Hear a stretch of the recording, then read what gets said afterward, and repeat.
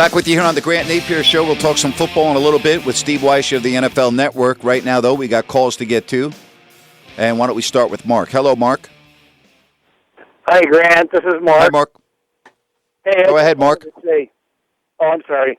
I just wanted to say I agree with you on the coach. I am and I was kind of mystified about when they were talking about that he was going to be leaving. And I thought, what are they going to do? I mean, who are they going to find? Well, again, we don't know that yet. And that's what I think fans are kind of wondering what direction they're going in. And I think that's why there's so much confusion right now. All right, let's get to Kevin. Kevin, you're on with Grant Napear. Go ahead, Kevin.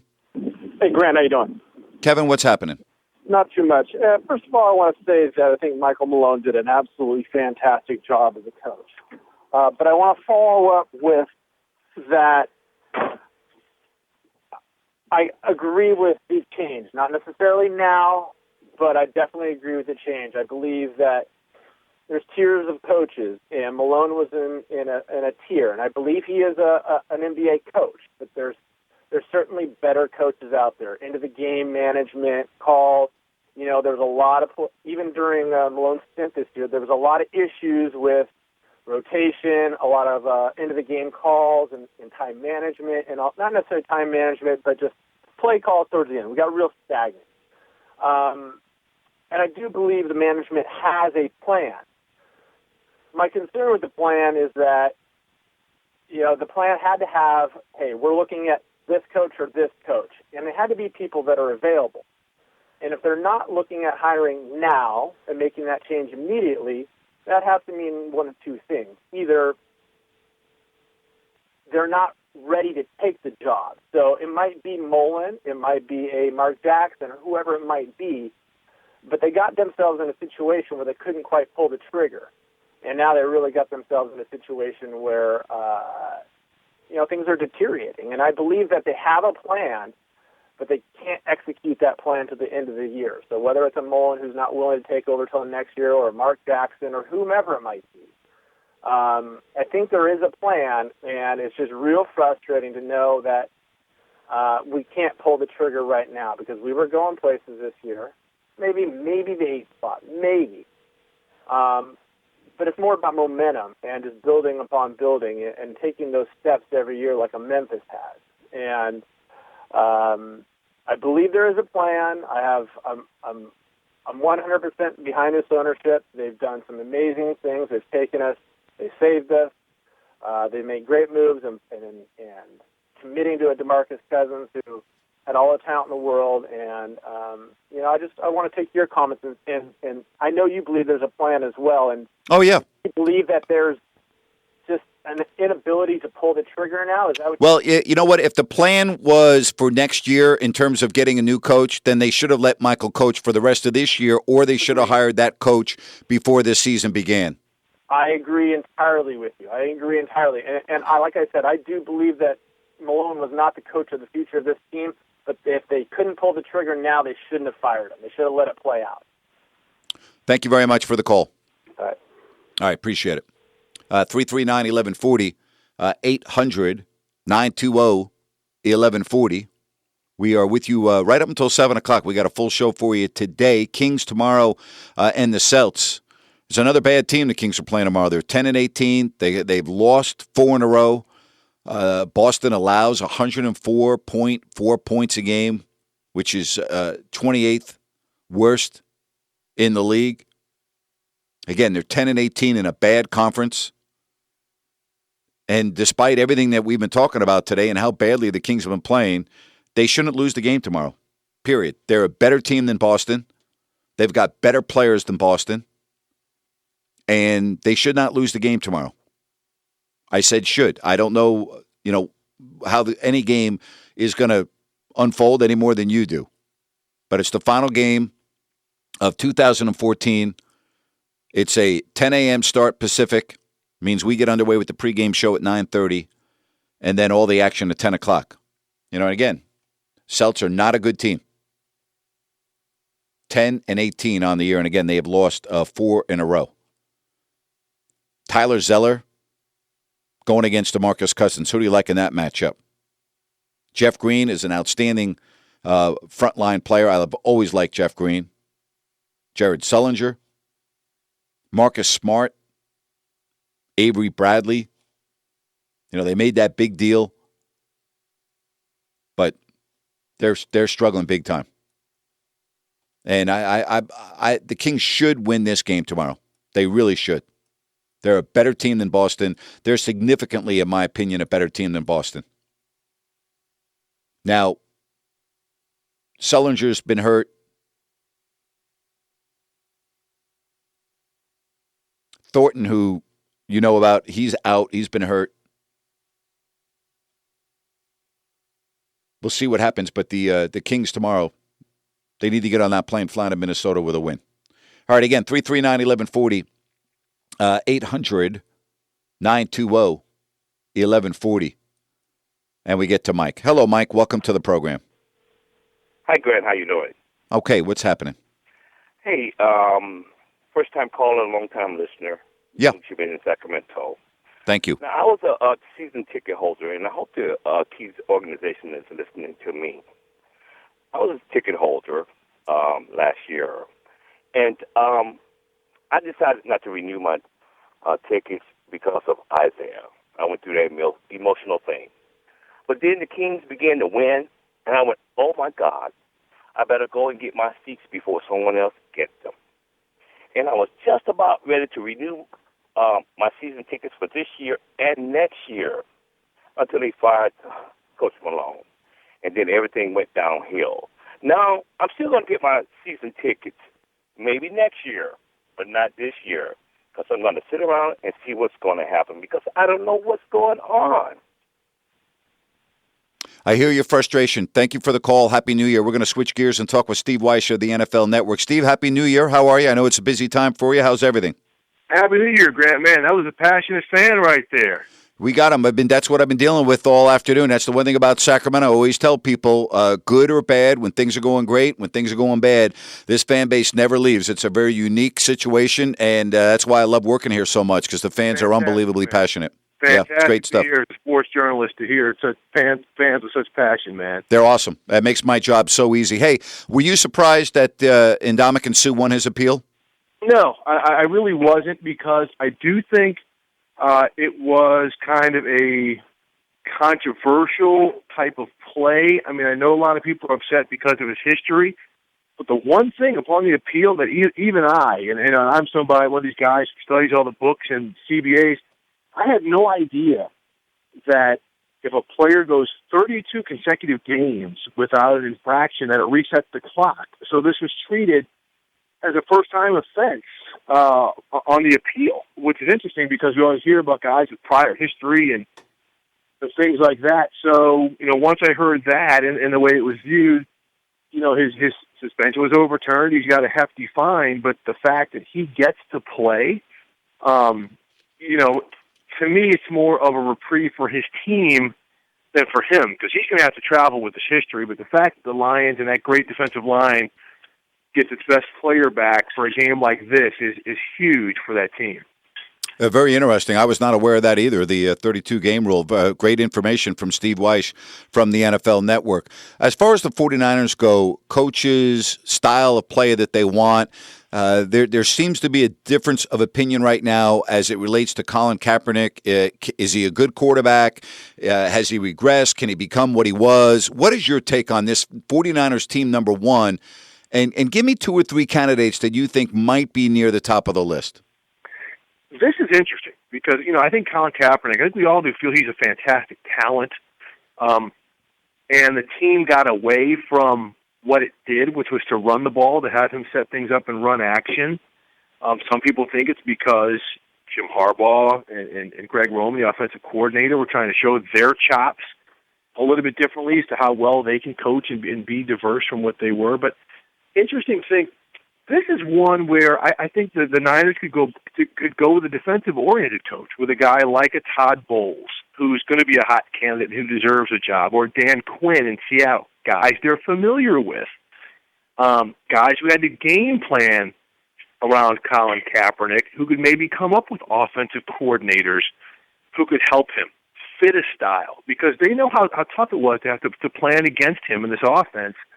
And that's why it wouldn't surprise me if those two guys, or maybe an Adam Gase, I do think they would go. They're going to go with a younger, maybe first-time head coach because that person wouldn't necessarily have the ideals to want to wrap their hands around personnel like Jim Harbaugh did, which kind of led to some of the clashes with management and ownership. So I think that those are some names to really kind of to keep in mind. They're very well respected guys, especially Bowles, and I hear great things on Dan Quinn. So those are two names.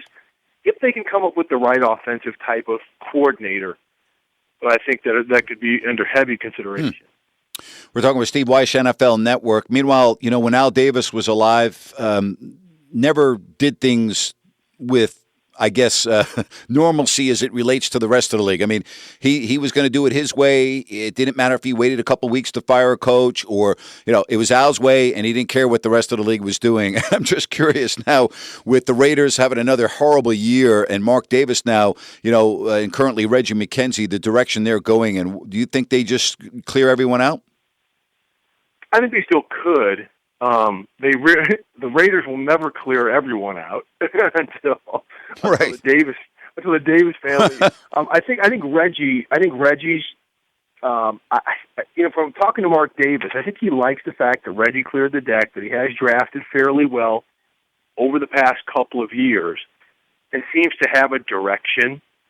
That said, if they hire a coach who wants to be hands-on personnel, that could mean it's it for Reggie. I keep hearing Jack Del Rio, though. That's a very popular name, a guy who's had head coaching experience, a guy who won in dire situations, who built something in Jacksonville.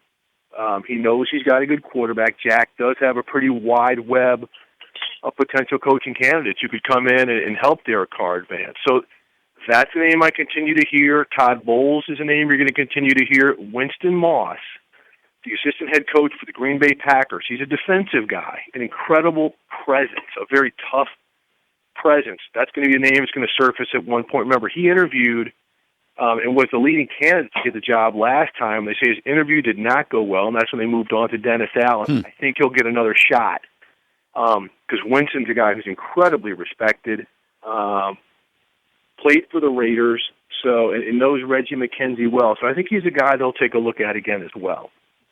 Steve Weiss, NFL Network, your colleagues and yourself at NFL Network, as it relates to Aaron Rodgers and the Packers, how much concern do you think there is about his calf?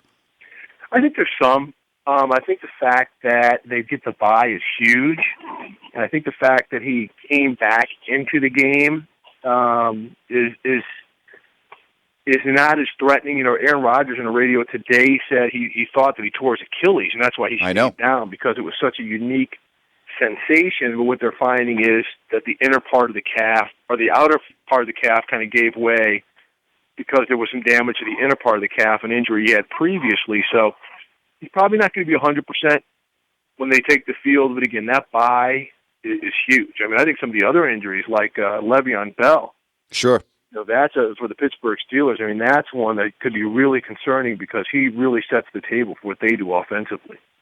What is the consensus around the league as it relates to Peyton Manning and his arm? Boy, that's a great one because, we don't know if he's injured, but a lot of people are like, he's not throwing the ball. He never was a big arm guy. He never was Aaron Rodgers or Jay Cutler. But the ball just doesn't seem to be getting there, even as the way it was last year, earlier this season. We don't know if he's hurt, if it's age, if maybe that nerve issue has resurfaced. The team has denied any injury. The bye will kind of give us, will kind of tell us some things. If he's able to heal up a little bit, he should be able to get Julius Thomas, his tight end, back at full strength. Their offense hasn't looked quite the way it did with Julius Thomas nursing that bad ankle and really not being a part of things. So, we'll see. Again, they're going to be about as healthy as they can possibly be when they come back for the wild card, for the playoffs. After the wild card round, and so we'll see. This will be kind of a telltale sign to me and to a lot of other people of how healthy Peyton is. Before I let you go, as we wrap up 2014. When we turn the calendar, we're going to look back at this year. And unfortunately, there's going to be a lot of negativity associated with the NFL, beginning with Ray Rice and then following up with Adrian Peterson. And as we move to a new year, just a gut feeling, crystal ball, do you think those two will be playing in the NFL next season? Absolutely, Adrian Peterson. Let's not forget Greg Hardy. That's true. Thank you. Defensive end. He was thank you. Bad domestic violence. That's a guy who That's right. in jail. That's a great point. The NFL. So, thank you for doing that. That's a great job on your part. Yeah, I think Ray Rice is going to get a shot, and I think Adrian Peterson definitely. You heard Mike Zimmer for the Vikings come out and say that he'd love to get Adrian back in Minnesota. He's got a big contract, so he could be with another team. And if I'm the Indianapolis Colts and I know I'm trying to improve my running game and my running back situation, I make a move on Adrian Peterson. If you think you can absorb everything, and it wouldn't surprise me with Chuck Pagano having history in Baltimore. Look at Ray Rice. So again, those are some guys I think they'll at least get opportunities, sure. And I think Adrian Peterson for sure will be on a roster. Listen, I respect anyone's opinion on this because they're very delicate issues, and people should be entitled to have their viewpoints heard. My opinion is, if you're going to let Josh Brent, and let is not the case here with Peterson and Rice, but my point is, if Josh Brent can play in the NFL after what happened with him, then to me, Adrian Peterson and Ray Rice should be able to play in the game. Yeah, as long as they've done everything that the league wants them to do, and personally, that they feel that they're up to dealing with, because there's going to be heat. Right. For Ray Rice, you get that heat over with in April or in March. The team, it's over with. Pretty much the questions are done. By June, they can concentrate on football. If they feel they're right, and everyone feels that they're rehabilitated, so to speak, give them a shot. 4 games this weekend, and I'm kind of throwing this out at you, but if there was going to be one upset this weekend, is there one underdog that you like more than any other for this first weekend of the playoffs? This is fun. A lot of people are saying, Carolina's the favorite against Arizona, even though they've got the losing record, but Arizona's got the quarterback and the injury situation.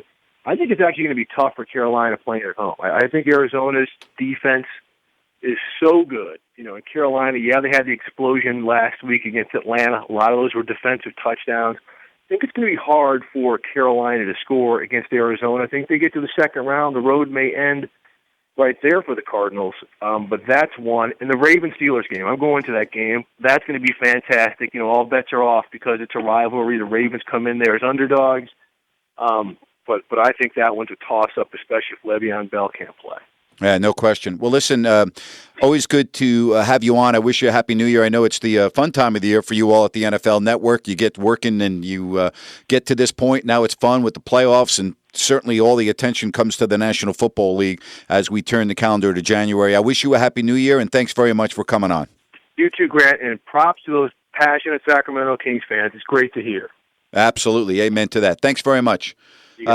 Steve Weiss, NFL Network. Great stuff there. Hey, we're going to be with you right up until 7 o'clock. We're also going to be chatting with Matt Barrows of the Sacramento Bee, his take on everything that's transpired with the Jim Harbaugh, now the coaching issue that's vacant, and where the 49ers go from here. So we'll do that. We'll also take your phone calls at 339-1140, 800-920-1140, and we get to Tom before we get to the break. Hello, Tom.